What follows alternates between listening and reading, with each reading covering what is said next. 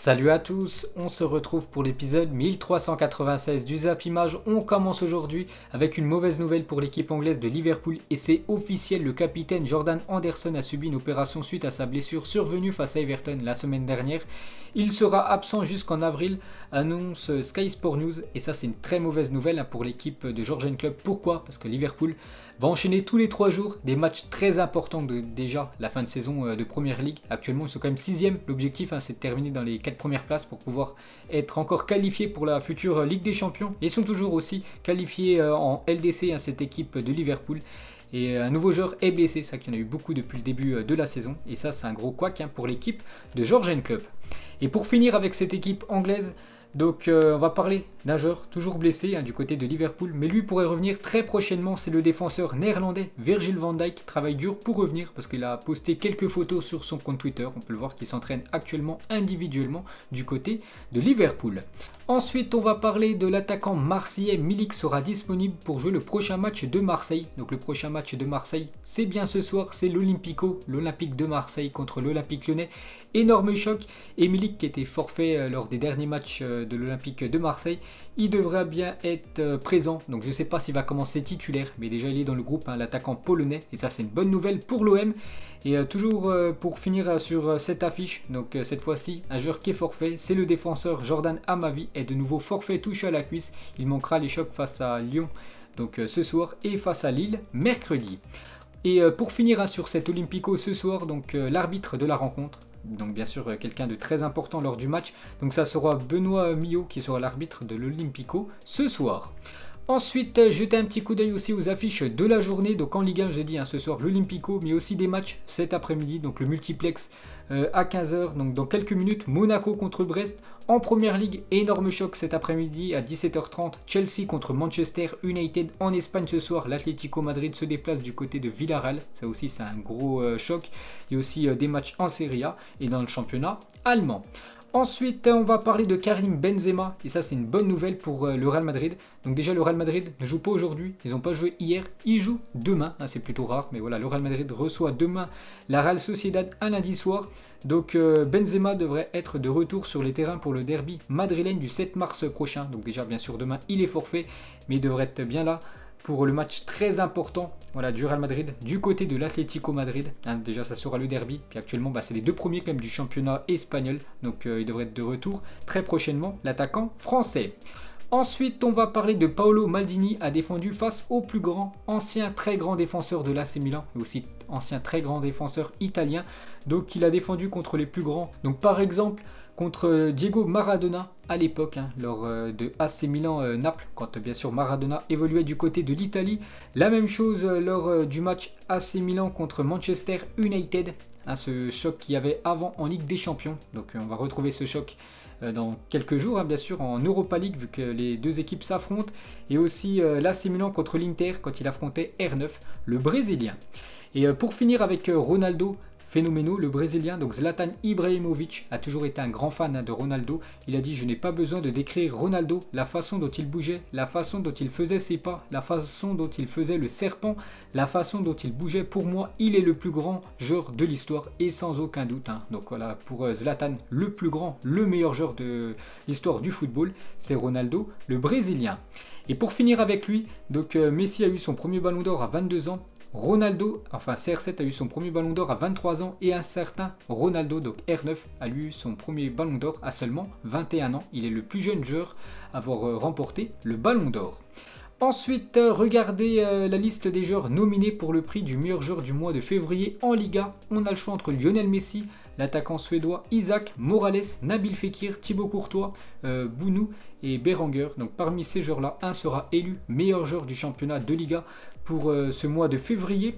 Ensuite, un top 5 des meilleurs joueurs sur une saison avec les plus belles stats. Donc on commence tout d'abord avec le 5e, Robert Lewandowski. C'est très récemment, c'était la saison dernière, en 2019-2020. Donc ses stats, 53 matchs pour 59 buts et 12 passes décisives. Décisif une fois 34 par match quand même. Robert Lewandowski, une saison qui aurait dû être cimentée par un ballon d'or. Dommage pour lui, le Ballon d'Or l'année dernière a été annulé. Mis à part ça, c'est une saison extraordinaire pour le Polonais qui a tout raflé avec le Bayern. 6 trophées possibles pour le Bayern l'année dernière, 6 trophées obtenus. Ils ont tout écrasé. Et bien sûr, Robert Lewandowski est classé 5e. Le 4e, c'est Cristiano Ronaldo lors de la saison 2014-2015. C'est lors de cette saison-là où il a eu les plus belles stats de sa carrière. 60 matchs pour 66 buts et 22 passes décisives. Soulier d'or européen, 2e du Ballon d'Or, mais aucun trophée collectif pour ce qui reste comme la meilleure saison statistique du phénomène CR7. Le 3e en ancien joueur allemand, Gerd Müller, lors de la saison 1972-1973. 54 matchs pour 73 buts et 8 passes décisives. Donc il sortait déjà d'une grosse saison, la saison d'avant, saison 71-72. Il a décidé de monter encore plus haut dans les chiffres et 3e au Ballon d'Or au passage, Gerd Müller lors de cette saison. Le 2e, Luis Suarez lors de la saison 2015-2016, 55 matchs, 60 buts et quand même 23 passes décisives pour l'attaquant uruguayen. Il avait terminé soulier d'or au milieu des deux monstres du football. Il avait quand même terminé soulier d'or devant Cristiano Ronaldo et Lionel Messi qui dominaient à chaque fois ce soulier d'or sur les 10 dernières années. Et le premier bien sûr c'est Léo Messi lors de la saison 2011-2012. 69 matchs, 82 buts pour Léo Messi et 33 passes décisives, c'est incroyable. Soulier d'or européen et ballon d'or évidemment, mais un seul trophée collectif sur la saison pour Lionel Messi. Ensuite, cette fois-ci, on va parler de Cristiano Ronaldo et encore des chiffres. Donc le Portugais a inscrit plus de 608 buts en 14 saisons. Donc depuis la saison 2007-2008 où il a inscrit 42 buts, c'est à l'époque avec Manchester United, jusqu'à cette saison 2020-2021. On peut voir que minimum Cristiano Ronaldo chaque saison marque au moins 25 buts. Et c'est énorme, 25 buts minimum par saison pour CR7. C'est quand même incroyable. Toujours avec lui, cet énorme coup de gueule sur le départ de Cristiano Ronaldo. Vous savez que Cristiano Ronaldo manque beaucoup à l'équipe du Real Madrid. C'est plus le même Real Madrid depuis quelques années, depuis le départ tout simplement de CR7. Et l'ancien président du Real Madrid, donc il s'appelle Ramon Calderón. Donc lui, il a été président de 2006 à 2009. Maintenant, c'est Florentino Pérez, le président depuis 2009 jusqu'à maintenant. Donc Ramon Calderón, c'est lui qui a fait venir Cristiano Ronaldo du côté du Real Madrid. Donc il a dit, si je m'attendais à sa réussite à la Juventus, sans aucun doute, il était très clair qu'il aurait encore 4 ou 5 ans au plus haut niveau. Il est physiquement très bien, il vit pour le football et ce qui se passe était largement prévisible. Le faire partir n'avait aucun sens, c'est une erreur historique de la part tout simplement de Florentino Pérez d'avoir lâché CR7. Donc Ronaldo donnera toujours quelque chose à l'équipe, son âge n'a pas d'importance, les jeunes ne peuvent qu'apprendre de lui et de son attitude sur le terrain comme en dehors. Je le voudrais toujours dans mon équipe, je serai bien avec lui, même boiteux, explique l'ancien président du Real Madrid à l'origine de la venue de CR7 en Espagne dans un entretien pour Serie A News. Bref, donc voilà, il regrette énormément le départ de CR7. Ensuite, toujours avec le Portugais, donc Andrea Pirlo, son coach actuellement du côté de la Juventus, pensera donner un match de repos à Cristiano Ronaldo pour l'avoir à 100% pour le match face à Porto. Il devrait être mis au repos pour Juventus La Spezia, donc c'est tout simplement après-demain, le 2 mars. Donc il devrait être mis au repos, surtout pour que Cristiano Ronaldo soit à 100% pour le match très important le 9 mars prochain, ce match contre l'équipe de Porto.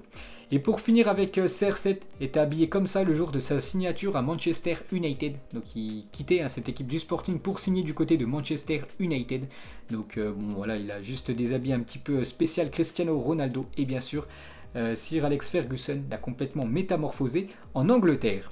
Ensuite, une déclaration de José Mourinho, le coach actuel de Tottenham, et il parle d'un joueur, je pense qu'on va beaucoup parler dans les futures années. Il s'appelle Dan Scarlett, il est très jeune, il a seulement 16 ans, un nom à retenir. Donc il a dit c'est un diamant, un gamin avec un potentiel incroyable. Il a encore 16 ans, bientôt 17 et je pense que la saison prochaine, il sera un joueur de l'équipe première parce qu'il a beaucoup de talent. Donc un nom à retenir, ce jeune joueur anglais, Dan Scarlett. Ensuite, une autre pépite, c'est Andrés Iniesta qui parle de ce jeune joueur. C'est Pedri. Il est clair que Pedri a beaucoup de potentiel. Il aime le ballon et il ne semble pas avoir 18 ans. La chose importante, c'est qu'il continue de grandir car il a certainement un bel avenir du côté du Barça. Peut-être le successeur tout simplement de Iniesta et Xavi, Pedri, parce qu'il montre déjà de très belles choses à seulement 18 ans. Ensuite, une déclaration de Casemiro sur comment fonctionne le Real Madrid. Il a dit les matchs du Real Madrid suivent toujours le rythme de Toni Kroos. S'il veut que l'équipe ralentisse, on ralentit. S'il veut qu'on accélère, on accélère. Il décide de tout, c'est lui qui dicte le tempo. Donc il dit en gros que Toni Kroos est tout simplement le leader, le chef de cette équipe du Real Madrid. Ensuite, regardez les pourcentages de participation au but de l'équipe, y compris passes décisives en championnat cette saison. Et le premier, c'est Robert Lewandowski, donc 51%, donc en gros un but sur deux inscrit par l'équipe du Bayern Munich. Donc un but sur deux, Lewandowski en est à l'origine. Donc soit il a marqué le but, soit c'est lui qui a fait la passe décisive, c'est quand même énorme. Le deuxième, Bruno Fernandes. Le troisième, Erling Haaland. On peut voir Ronaldo quatrième. Le cinquième, Immobilier. On peut voir Immobilier avec le drapeau français, bien sûr. Immobilier est italien. Ensuite, on va parler de Alvaro Morata, l'attaquant espagnol, souffre d'un cytomégalovirus. Ce virus est susceptible de provoquer de la fatigue, des maux d'estomac, voire des vertiges, ce qui explique son évanouissement après Porto Juventus la semaine dernière en Ligue des Champions. Espérons qu'il se remette rapidement, l'attaquant espagnol. Ensuite, une déclaration de Cassano, ancien attaquant italien, et il détruit Paulo Dybala. Il a dit: pour moi, Dybala n'est pas un champion, il ne fait pas la différence. Si vous voulez le numéro 10 de la Juventus, vous devez être meilleur. J'ai le sentiment que quand ils font pression sur lui, il se pisse dessus, puis il demande 10 millions par saison. Donc voilà, il a complètement, on peut dire, descendu, clashé Paulo Dybala. En gros, il dit que c'est pas un champion et qu'il n'a pas le niveau pour jouer du côté de la vieille dame. Ensuite, officiel, Lucas Digne prolonge jusqu'en 2025 avec l'équipe de Everton. Parce que c'est vrai qu'on parle très peu de Lucas Digne, défenseur gauche français. Mais il fait quand même une grosse saison du côté de Everton. Et pour le remercier, le club prolonge son contrat. C'est vrai qu'en France, on a quand même des sacrés défenseurs gauche. Donc déjà, Lucas Digne. Il y a aussi, bien sûr, Ferland Mendy et aussi Théo Hernandez qui fait une grosse saison du côté de l'Italie. Ensuite, un transfert officiel, c'est Quincy Promes qui quitte l'Ajax Amsterdam et s'engage avec le Spartak Moscou jusqu'en 2024. Et c'est officiel. Il avait déjà évolué du côté de la Russie, du côté du Spartak Moscou de 2014 à 2018. Du coup, il retourne dans son ancien club. Le montant du transfert s'élève à plus de 8 millions d'euros. Ensuite, on va parler du sélectionneur allemand Joachim Löw, envisage de rappeler Thomas Müller en équipe nationale après ses excellentes performances ces derniers temps. Donc n'oubliez pas que lui, il était banni depuis quelques temps de la Mannschaft, il ne joue plus du tout avec la sélection allemande. Et vu qu'il est très bon ces derniers mois avec l'équipe du Bayern, donc Joachim Löw envisagerait de le rappeler, pourquoi pas disputer l'Euro avec la Mannschaft. Ensuite, Raúl Jiménez continue de travailler et prépare son retour. L'attaquant mexicain de l'équipe de Wolverhampton, donc il y a quelques semaines, il avait une grave blessure à la tête. Je crois même qu'il avait dû être opéré du cerveau comme Raúl Jiménez. Donc il a été écarté des terrains depuis et là il reprend bien sûr l'entraînement. Donc bon retour à lui. Ensuite, une déclaration de Slimani, l'attaquant de l'OL, sur Ryan Cherki. Il a dit: Cherki a beaucoup de talent. J'ai rarement vu un joueur de 17 ans avec ce talent-là. Maintenant, Ryan, il faut qu'il comprenne qu'il doit travailler. On le sait, le talent seul ne suffit pas. Il a 17 ans, il ne faut pas lui mettre trop de pression. Donc voilà ce qu'a dit Slimani sur le jeune Ryan Cherki, qui doit encore continuer à travailler. Il ne doit pas rester sur ses bases qu'il a déjà actuellement. Mais c'est vrai qu'à 17 ans, il a déjà un sacré potentiel. L'attaquant français ou attaquant algérien, parce n'oubliez pas qu'il a la double nationalité, on ne sait toujours pas il va jouer pour quelle équipe. Ensuite, on va parler de Neil Lennon, a démissionné de son poste d'entraîneur du Celtic Glasgow. Il y a actuellement 18 points d'écart avec les Rangers qui sont à la tête du classement. Donc en Écosse, il y a deux grosses équipes, donc les Glasgow Rangers, entraînés par Steven Gerrard, et aussi l'équipe du Celtic Glasgow. Et du coup, le coach démissionne parce qu'il y a tellement de points d'écart avec l'équipe en tête des Glasgow Rangers qu'il a préféré démissionner. Ensuite, une déclaration du directeur sportif de Dortmund, Michael Zorc, sur Erling Haaland. Il a dit: nous sommes heureux d'avoir Haaland avec nous. Il est sous contrat jusqu'en 2024. Il ne peut pas, ne veut pas et ne changera pas de club. Ce n'est d'ailleurs pas encore le moment pour lui de quitter la Bundesliga. Donc voilà ce que dit le directeur sportif sur Haaland en fin de contrat en 2024. Mais il a une clause libératoire aux alentours des 75 millions d'euros active à partir de l'été 2022. Donc il dit en gros qu'il va rester encore pas mal d'années du côté du Borussia Dortmund. Ça on verra bien sûr ce qui va se passer du côté du prochain mercato estival, parce que dans le foot ça va très vite. Ensuite, les Los Angeles Galaxy ont présenté leur nouveau maillot Community. Donc voilà le futur maillot de cette équipe des Los Angeles Galaxy. N'oubliez pas que le championnat de MLS reprend très prochainement, c'est début avril, la première journée. Et ce maillot des Los Angeles Galaxy ressemble beaucoup au maillot de Leeds United. Ensuite, regardez la liste impressionnante des joueurs en fin de contrat en juin 2021. Donc dans quelques mois les gars, tous ces joueurs sont en fin de contrat et pourraient quitter leur club actuel et signer où ils veulent, bien sûr s'ils ne prolongent pas avec leur club actuel. Donc en gros joueurs, Léo Messi en fin de contrat au 30 juin 2021. Il y a aussi Donnarumma, seulement 22 ans. le gardien italien, lui aussi en fin de contrat. Memphis Depay, Alaba, Wijnaldum, Agüero, Çalhanoğlu, Thauvin, Di Maria, Mkhitaryan, Mariga, Draxler, Modric, Vasquez et encore plein d'autres joueurs. Donc ça s'annonce mouvementé ce mercato estival. Ensuite, dans un rapport financier, la Juventus de Turin a déclaré avoir perdu plus de 50 millions d'euros au premier semestre 2020-2021. L'endettement turinois s'élèvera à plus de 357 millions d'euros au 31 décembre 2020. Donc des grosses pertes d'argent pour cette équipe de la Juventus Turin à cause certainement de la crise du Covid. Ensuite, une déclaration d'un joueur de la Juventus. C'est le jeune suédois Kulusevski. Il a dit: c'est magnifique d'être à la Juventus à 20 ans. Je sais que je dois progresser. J'espère rester là encore longtemps. J'ai commencé le football grâce à ma sœur qui y jouait avant moi. Donc il se plaît très bien en Italie, le joueur suédois. Et pour finir avec les équipes européennes, donc classement UEFA des clubs après la semaine de Ligue des Champions. Donc toujours l'équipe en tête, c'est le Bayern Munich avec plus de 129 000 points. Donc c'est sur les 5 dernières années.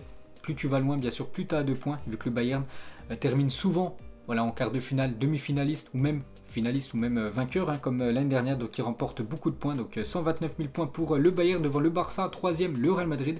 Une équipe française dans le top 10, c'est l'équipe du Paris Saint-Germain. Le PSG, on peut voir qu'ils ont pris beaucoup de points, plus de 31 000 points lors de la saison dernière, vu qu'ils étaient finalistes. Donc le Bayern vainqueur en a pris 36 000. Ensuite, pour revenir sur le Bayern Munich, on va parler du coach allemand Hansi Flick, qui a remporté 14 de ses 15 matchs de Ligue des Champions depuis son arrivée au poste d'entraîneur du Bayern Munich. Avec plus de 93% de victoires, personne n'a jamais fait aussi bien dans l'histoire de la compétition que Hansi Flick. Donc il n'y a eu que des victoires à part un match nul contre l'Atlético Madrid. Donc félicitations à lui. Ensuite, les 4 seuls Français à avoir remporté le Ballon d'Or, donc Platini, Copa, Zidane et Papin. Donc Platini, il avait remporté quand même 3 Ballons d'Or, lui, 3 années d'affilée où il a remporté le Ballon d'Or. Copa, je crois c'était en 1958, donc ça date. Zinedine Zidane, c'était en 1998, à l'année bien sûr de la Coupe du Monde. Et Papin, lui, c'était en 1991. Ensuite, Flamengo a été sacré champion du Brésil pour la 8e fois de son histoire. C'était avant-hier. Félicitations à cette équipe brésilienne. Ensuite, une déclaration de Sadio Mané sur son collègue à Liverpool, Firmino. Il dit: je pense que le Brésil est très chanceux d'avoir un joueur aussi exceptionnel que Firmino. Je lui dis souvent: tu dois changer de nationalité et venir jouer avec le Sénégal. En tant que coéquipier, je crois qu'il est mon meilleur partenaire et je l'aime. Donc très belle déclaration d'amour de Sadio Mané envers Firmino. Ensuite, officiel, Ansu Fati est nommé parmi les finalistes des lauréats World Sport Award dans la catégorie Révélation de l'année. Donc il n'y a pas que des footballeurs, il y a un peu des autres sports. Donc il fait partie des finalistes, Ansu Fati. Donc félicitations à lui. Et aussi Robert Lewandowski, lui fait partie des finalistes dans la catégorie sportif de l'année. Ensuite, regardez les nouveaux crampons d'Alexandre Lacazette, l'attaquant français de l'équipe des Gunners. Donc un grand fan du dessin animé Mignon, parce qu'il a personnalisé ses crampons avec le dessin animé Mignon. Ensuite, des autres paires de crampons. Donc à quel joueur pensez-vous en premier en voyant cette mythique paire de crampons? Donc je pense, si vous mettez tous en commentaire, je pense que vous allez mettre un joueur. Bien sûr, c'est R9, Ronaldo, qui les avait à l'époque. Ensuite, regardez à quoi devrait ressembler le maillot d'entraînement du Paris Saint-Germain la saison prochaine d'après Footy Inline. Toujours rien d'officiel, mais de grandes chances que le futur maillot d'entraînement du PSG devrait ressembler à ça. Et pour finir ce Zap Image, on termine bien évidemment avec le pronostic ce soir de l'Olympico entre l'OM et l'OL. Donc mettez-moi un prono en commentaire. Donc moi je vais partir sur une victoire de l'Olympique lyonnais ce soir du côté du stade Vélodrome. Je vais dire une victoire 2-1 des Lyonnais. Donc voilà les gars, la fin de ce Zap Image 1396. Donc si ça vous a plu, un petit like et on se retrouve demain pour le prochain épisode. Ciao à tous.